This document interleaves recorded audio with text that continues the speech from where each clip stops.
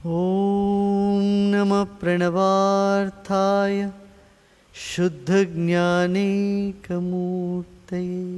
नहीं, यही फर्क है। इसी तरह से शरीर अपना धर्म से चल रहा है, कभी बीमारी, कभी पीड़ा, कभी कुछ शरीर को होता रहता है, कभी भूख लगे।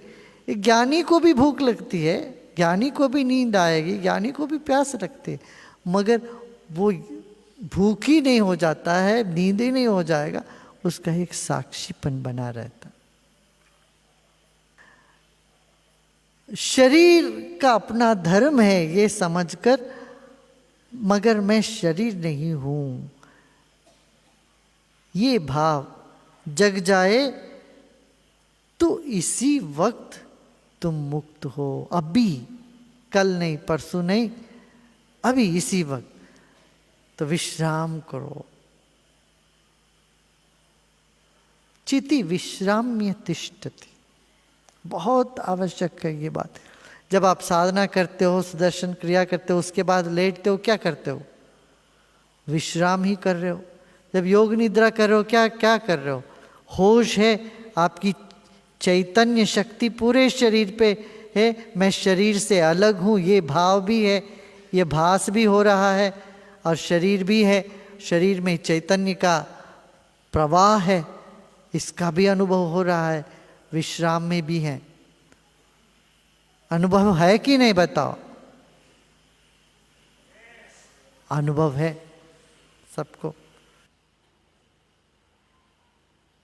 न त्वं विप्रादिको वर्ण नाश्रमी नाक्षगोचरः असंगोऽसि निराकारो विश्वसाक्षी सुखी भव।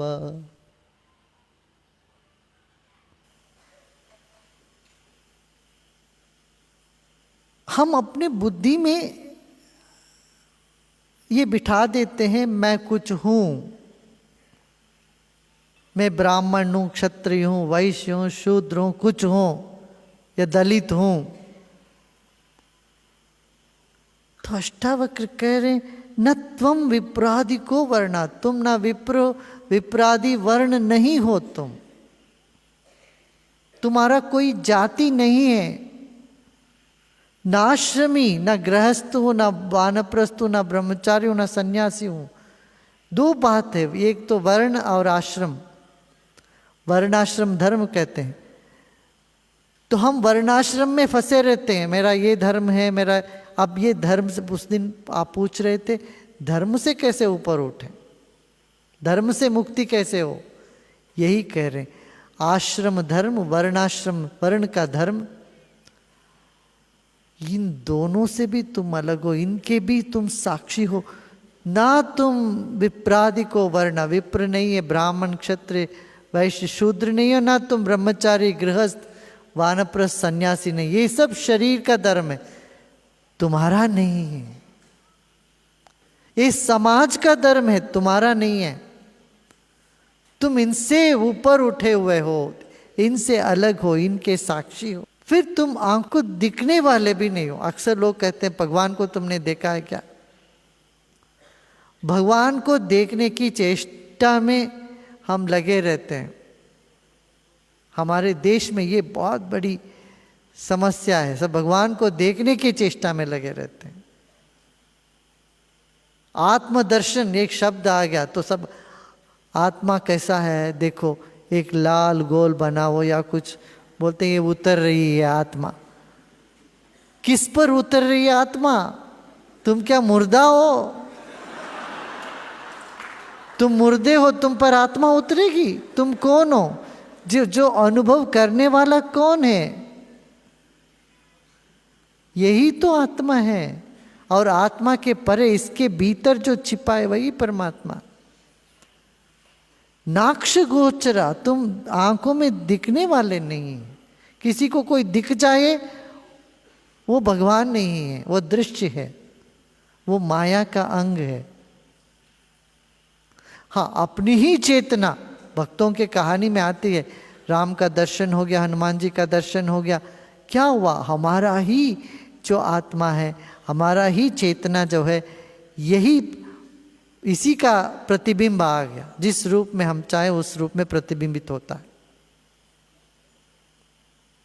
शीशे के सामने खड़े हो जाओ, तुम ही दिखोगे उसमें। सामने दिख रहे हो मगर सामने तो नहीं है, वो कहाँ है?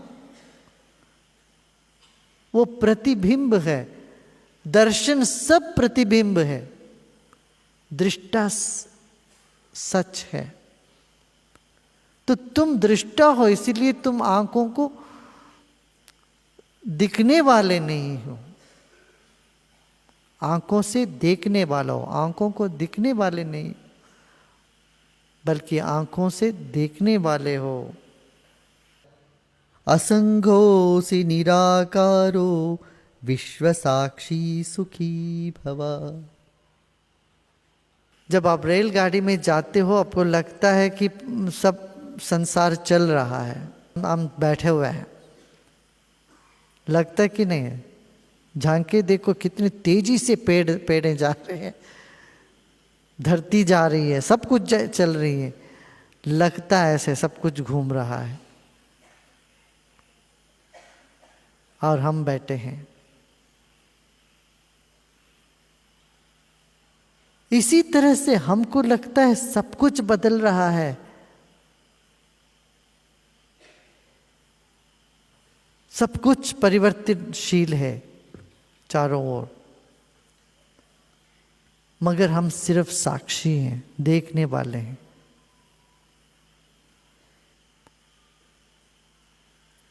हमारे होने मात्र से सब कुछ हो रहा है।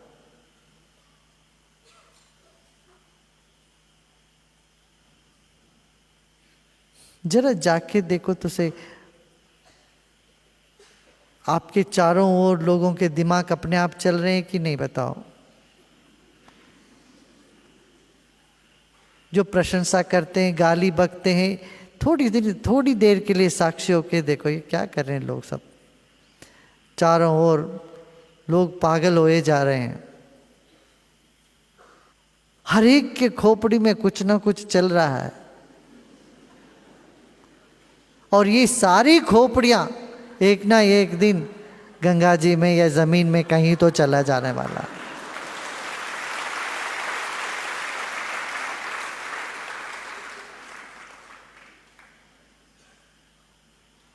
कितना विचित्र बात है। 7 अरब खोपड़ियां हैं इन देश में, इतने सारे मन हैं, इतने सारे विचार, और घड़ी घड़ी पर विचार बदल रहे हैं। क्या अद्भुत है। किसने क्या सोचा, किसने क्या समझा, किसने क्या बोला, किसे क्या फर्क पड़ता है इससे? तुम साक्षी हो, तुम कूटस्थ हो। पहाड़ जैसे, पहाड़ है, उसकी चारों ओर जितने चिड़िया घूमेगी, जितने पेड़ उगे, पहाड़ को क्या होता है?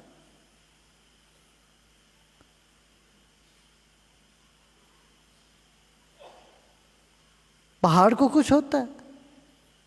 तुम इस तरह से साक्षी हो, असंगोसी निराकारो। तुम्हारा कोई आकार है क्या?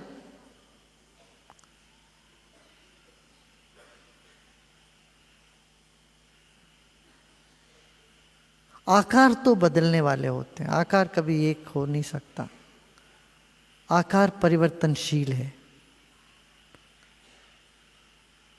तेरा चेहरा ही देखो कितना बदल गया, साधना करने के बाद देखो क्या चमक आ गया इस चेहरे में। लोग पूछते हैं कि नहीं तुम्हें? हाँ बोलते, तुमने क्या किया, तेरे चेहरे में इतना चमक कैसे आ गया?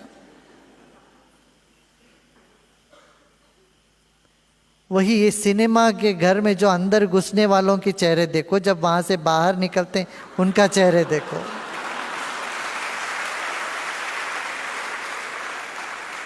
अच्छा खासा आदमी खिला हुआ मस्त अंदर घुसा, बाहर निकला तो थके मारे मरे पीटे निकल रहा। 3 घंटे वहां बिता के अपना चेहरे को थका करके, दिमाग को थका करके, खराब करके लेकर वहां।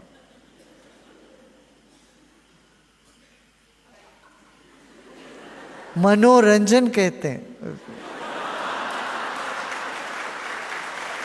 नहीं, मैं सिनेमा के विरोध में नहीं हूँ, मगर ये लोग रोज रोज जाते हैं, 3-3 बार जाते हैं हफ्ते में, उनका चेहरा देखने से दयनीय लगता है हमको तो।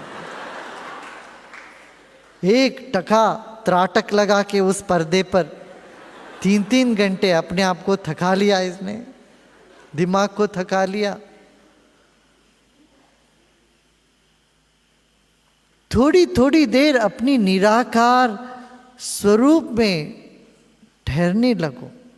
जब भी हम सोते हैं अपने निराकार चेतना में हम अनजाने पहुंच जाते हैं, तभी जागने पर हमारे में चुस्ती आती है, स्फूर्ति मिलती है, ताकत मिलता है। विश्राम में ताकत क्यों मिलता है? क्यों जब भी आप विश्राम करते हो अपना निराकार निरंजन स्वरूप में थोड़ी देर के लिए तुम लगे रहते हो। ज्ञान पूर्वक लगो, ये अष्टावक्र कह रहे हैं। असंगों से निरा